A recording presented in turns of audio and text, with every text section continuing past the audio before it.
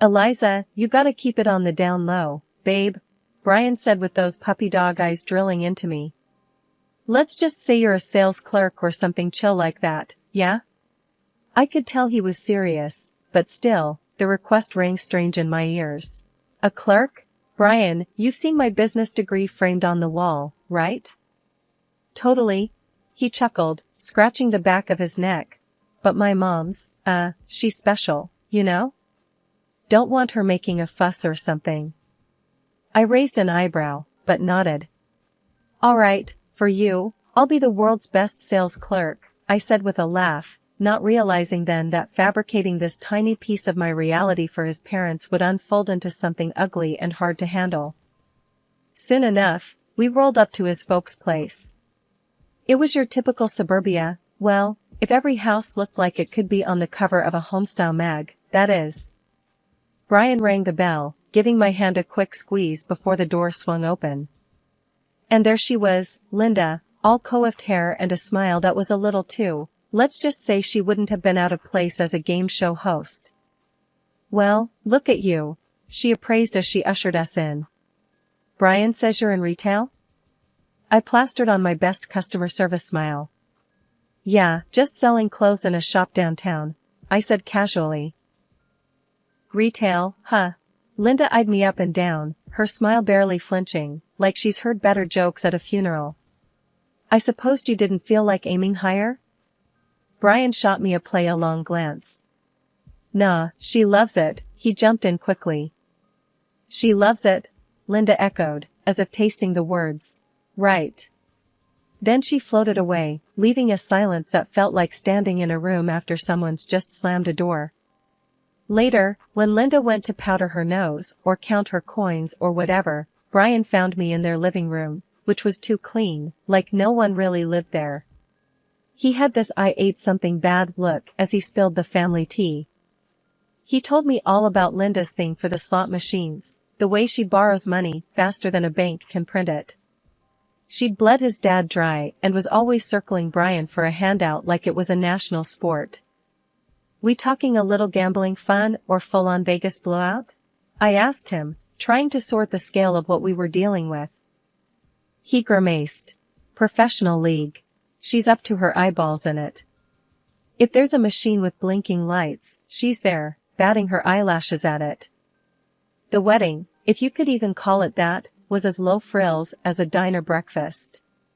We figured why blow cash on just one day when we're aiming for a lifetime. Not that I had any illusions about Linda seeing eye to eye with me on that. In our backyard, dressed up, but not overdone, Brian looked nervous but happy. I kept things as chill as I could, in jeans and a nice blouse, because why not? Linda, on the other hand, turned up looking like she just lost a bet, wearing a dress that screamed I would rather be anywhere but here. The rest of the shindig passed, without much drama. Friends joked, the grill sizzled, and life felt almost normal for a hot second. Aunt Marcy was on music, hooking up an old boombox that squealed before it sang. Our first dance was to a song that skipped a few times, but Brian and I just laughed it off and kept on dancing. It wasn't until everyone had had their fill of burgers and cake that the real fun began. Linda dug in true Linda fashion, not on food, but us, again.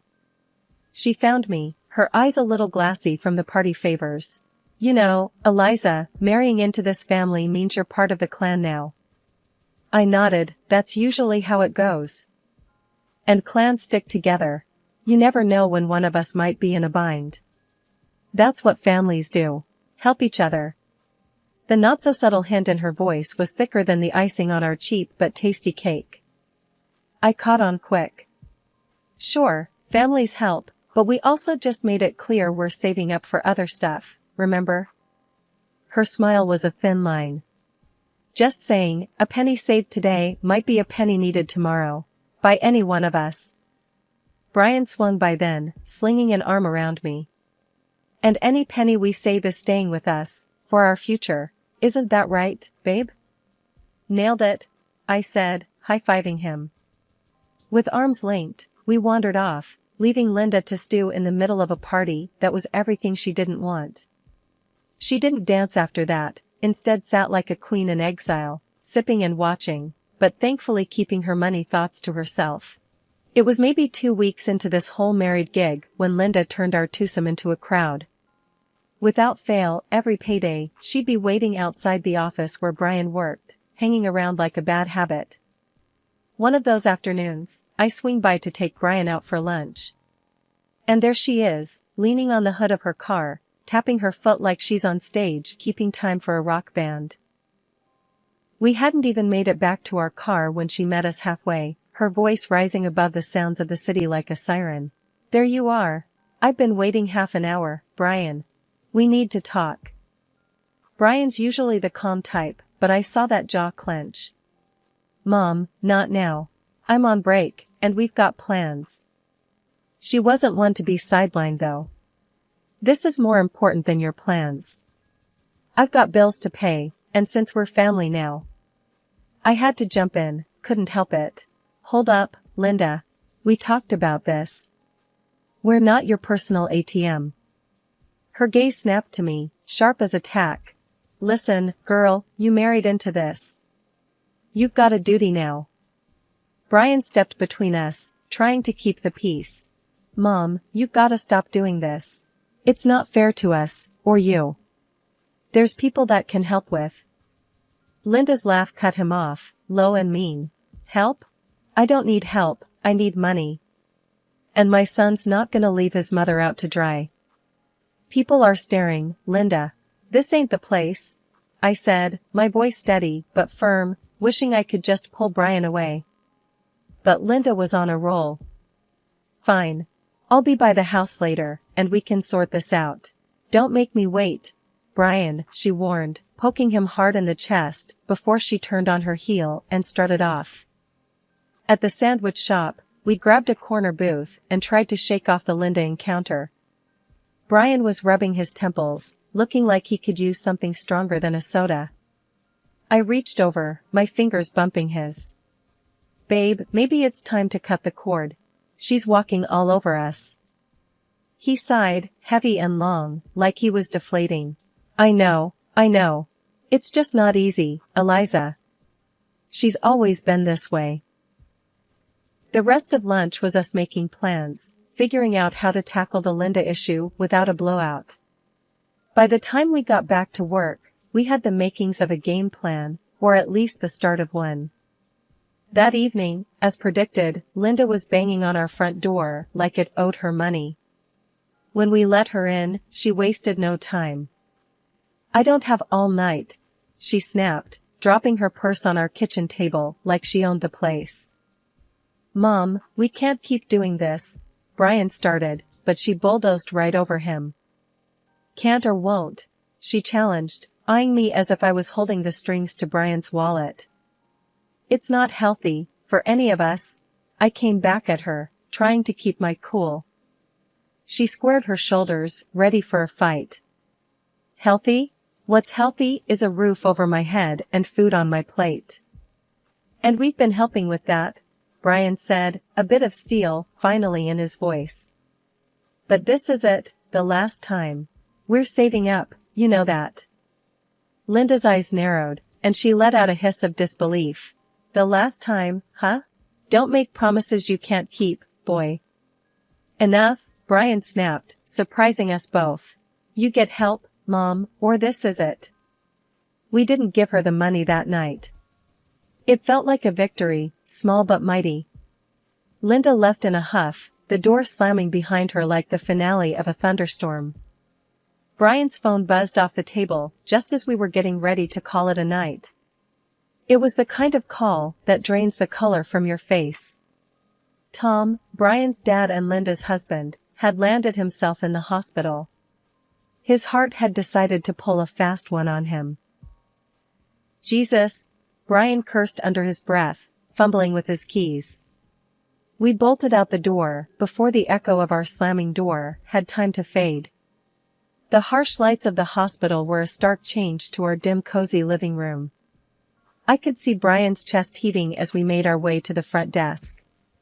The lady there pointed us to the right wing with a bored expression like she'd seen it all before. We found Tom in the ICU, hooked up to more beeps and blips than a video game arcade. Seeing him like that, all wires and tubes, it got to Brian. I saw his eyes water, his hands shake. "Dad," he choked out, gripping the railing of the hospital bed. Tom's eyes were closed, but they fluttered like he heard us. I put a hand on Brian's back, no words, because what could I say? It's then, watching the rise and fall of Tom's chest, that Brian turns to me, his voice a low tremble. "Where's Mom?" Good question. I pull out my phone and gave Linda a call. No answer. So I tried again. And again. When she finally picked up, the noise in the background wasn't the beep of hospital machines, it was the clatter of a slot machine. "Linda?" I said, my voice almost as brittle as the hospital sheets. "Tom's had a heart attack. We're at the hospital." There's a pause, a cash register's ring, cutting through. "Yeah? And you should be here." Brian grabbed the phone from me, nearly shouting. "Your husband's lying in a damn hospital bed." She sighed like we were discussing the weather. "Tell him I'll pop by in the morning. I'm busy right now, cashing in some stuff." I could see the muscles in Brian's jaw jump. He threw the phone back at me, storming off to find a doctor or maybe just to punch a wall where no one could see. That night and into the morning, Tom got a bit better, but Linda never showed. The doc said it was a warning sign, that he could have another attack if he didn't slow down. We went home exhausted, the morning sun stinging our eyes. Walking in, it was like a burglary, only Linda wasn't taking TVs or jewelry. No, she was packing up Tom's vinyl collection, the one thing he loved more than anything. "What the hell are you doing, Mom?" Brian stormed into the room, looking like he was ready to explode. "These are worth something," she snapped without looking up. "Don't worry, Tom won't miss them. Besides, hospital bills, remember?" "Hospital bills?" Brian was fuming. "That's rich, coming from you. You didn't even go see him." She rolled her eyes, stopped packing for a split second to stare Brian down. "Look, your father's tough, he'll be fine. But these bills ain't gonna pay themselves." But Brian was having none of it. "Put them back, Mom. Now." He moved towards her, his hands balled into fists. Linda stared him down, met his anger with a sneer. "Make me." I stepped between them. "Enough," I said, my voice steady. "Just stop. Dad needs us to be a family right now." The tension could have been cut with a knife. Linda looked from me to Brian, shrugged, and tossed the record she was holding back into the box. What she said next was like a punch to the gut. "Family sticks together, right? But when it's convenient for you too, huh?" She left without another word, the sound of the door closing behind her was the only goodbye. I looked at Brian, at the mess in the room. "She doesn't get it," I whispered. "She really doesn't get it." He didn't have an answer. We cleaned up in silence, Tom's records settling back onto their shelves like old friends coming home. The news hit us like a rogue wave. Tom was gone, just like that. The world had the nerve to keep spinning, the sun to keep rising and setting, as if nothing had shifted beneath our feet. Brian was numb, you could see it in the way he moved, like somebody had filled his shoes with lead. We did what people do in these times. Made calls, arranged for a funeral, picked a casket, a dark, polished thing that seemed too grand for Tom, who'd never cared for flash. The house was a mess of flowers and sympathy cards, the air thick with the smell of lilies and the sound of muttered condolences. Linda was nowhere. It was as if she'd vanished into thin air, her presence erased from our immediate reality. People asked about her, of course. Families always hit the hardest, they'd say, nodding like that explained everything. Days passed, and she was still MIA. Brian had stopped asking after her. Stopped wanting to hear her excuses or lies. Then, the funeral. I expected her to be there at least, to show her face, say her goodbyes. But she was a no-show. Hollow, was all Brian said, looking at the empty seat next to him reserved for his mom, the word echoing in the quiet of the chapel. The service came and went. Linda's absence was the elephant in the room, a constant undercurrent to every conversation. A mother should be there, crying, holding on to memories of better days, not this. It was maybe a week after, I ran into Linda at the grocery store.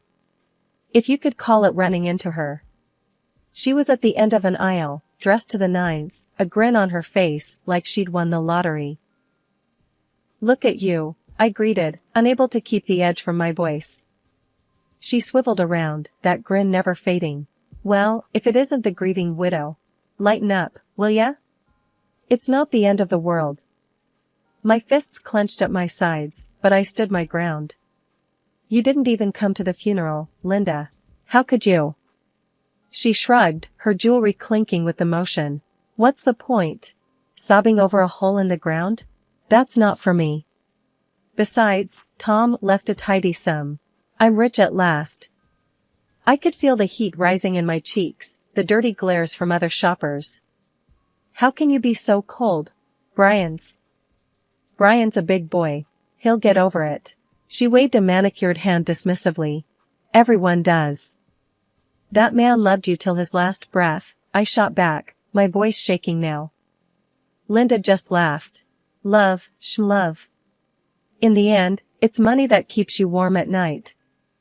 I could feel people watching, feel the scene we were making. It took everything in me not to scream at her. So, I turned on my heel and walked away, the sound of her cackles following me like a bad taste in my mouth.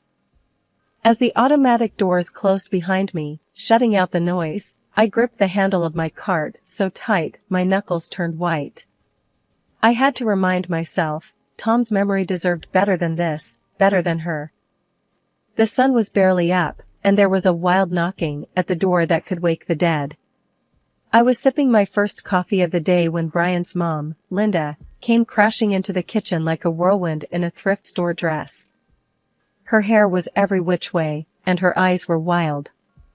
"Everything's gone," she hollered right off the bat, like we were in the middle of a fight we didn't know we had.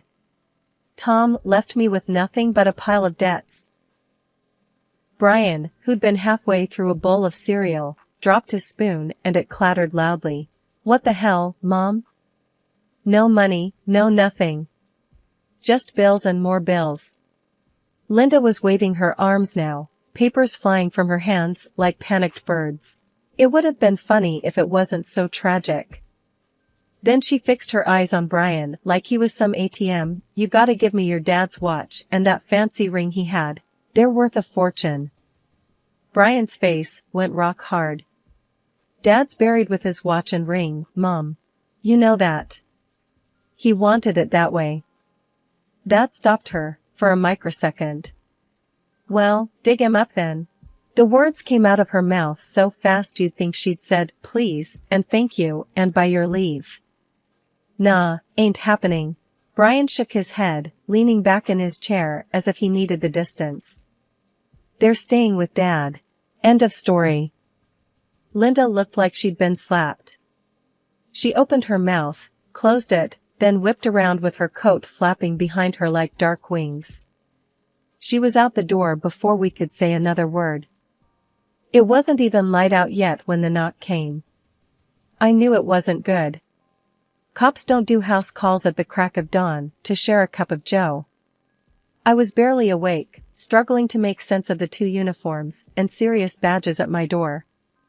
Brian stood behind me, boxers and bedhead, rubbing his eyes like he could wipe away this bad dream. "Brian and, sorry, ma'am, your name?" the taller one asked. "I'm Eliza," I managed, my voice gravelly with sleep. "You folks know a Linda Harrison?" The cop had that cop look, not quite suspicious, not quite sorry. Brian nodded, shoved his hands in his hair. "Yeah, my mom." "What's she done this time?" "She's been arrested," the officer said, and his partner handed us a slip of paper. "Caught trying to dig up her late husband's grave." Brian cussed under his breath, a stream of words that would make a sailor blush. "I'll put some pants on." he grumbled. We were down at the station, faster than I'd like, the kind of place you never want to be. The fluorescent lights were too bright, the coffee from a machine too weak.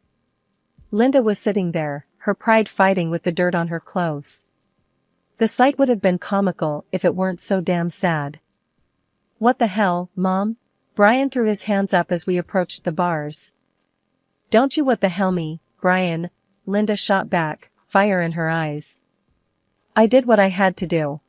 You tried to rob Dad's grave, Mom. Brian's voice was a tight wire about to snap. That watch would have paid off everything. She hissed back, gripping the cell bars like they were the only thing holding her upright. And what? You didn't think about us, huh? Brian towered over her, all muscle and anger. I put a hand on his arm, could feel the coiled tension like a live wire. Let's talk this out. There's nothing to talk out. Linda spat. I don't expect you to understand. Not until you hit rock bottom, too. Linda, this ain't rock bottom. This is digging a hole straight to hell, I said, my own anger flaring. The ride home was silent.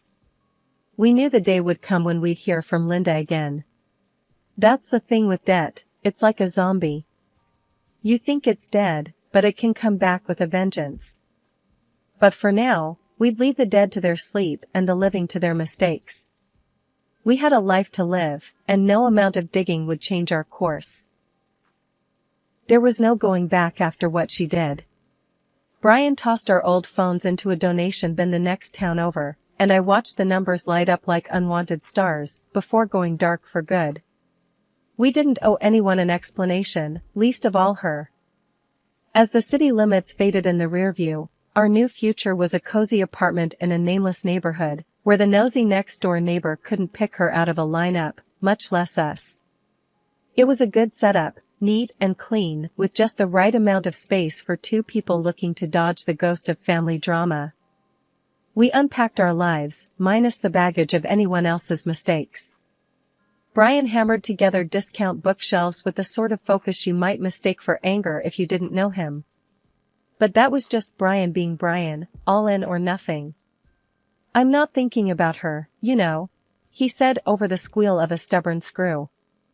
I nodded from where I sorted our collection of DVDs, comedy, stacked separate from the action, a place for everything. I know. We didn't talk about her after that. We didn't need to. Weeks spun out and the city we left might have been another planet for all the market left. But small talk has a way of traveling, and it wasn't long before a text from an old neighbor found its way to us through the blurry social network of people we used to know. She'd gotten off with a suspended sentence and a wad of fines instead of jail time, now spending her days scanning groceries and chipping away at her mountain of debt. We heard she's living in a place with cracks in the walls and plumbing from the dark ages, but if she was looking for sympathy, she wouldn't find any here. Brian read the text over my shoulder and huffed out a laugh that almost sounded like relief. Guess she's getting by, then, was all he said before going back to his new video game, thumbs tap dancing over the controller like it was just another day. And really, it was no more drama, just us and our quiet life. Gets what she deserves, I muttered, deleting the text and blocking the number. No loose ends. Yeah, Brian agreed, pausing his game to look at me. But that's her circus, not ours. We knew that somewhere out there she was still picking up the pieces, but we were too busy building something new to care. Sometimes people break things too badly to put them back together, and that's just the way of it. Our world was small but full, weekly movie nights and lazy Sundays, bills paid on time and no calls in the night to shake us from our sleep. Think she'll try to find us? I asked once, the closest I came to asking what if. Brian's eyes met mine, steady and sure. Let her try. So we just kept living, quiet and low, like two survivors after the storm had passed. No looking back, no echoes of the past, just forward to the next day and the day after that.